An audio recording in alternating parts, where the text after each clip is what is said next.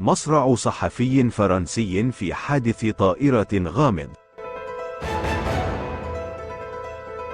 لقي الصحفي الفرنسي جيرار لوكلير مصرعه يوم أمس الثلاثاء 15 من أغسطس في حادث طائرة غرب البلاد، حيث توفي الصحفي صاحب 62 عام إثر حادث في طائرة كان يقودها بنفسه على متنها شخصين آخرين.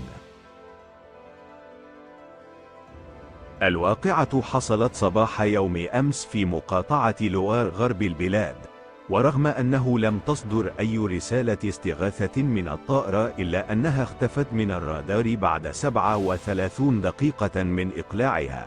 وبحسب مصدر قريب من الملف، فإن الشخصين اللذان كانا على متن الطائرة مع الصحفي هما ابنة وزير فرنسي سابق وصديقتها.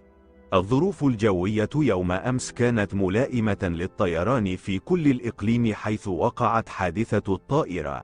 يشار إلى أن النيابة العامة في سان لازير قد فتحت تحقيقا حول حادثة الطائرة والتي راح ضحيتها الصحفي الفرنسي جيرار لوكلير.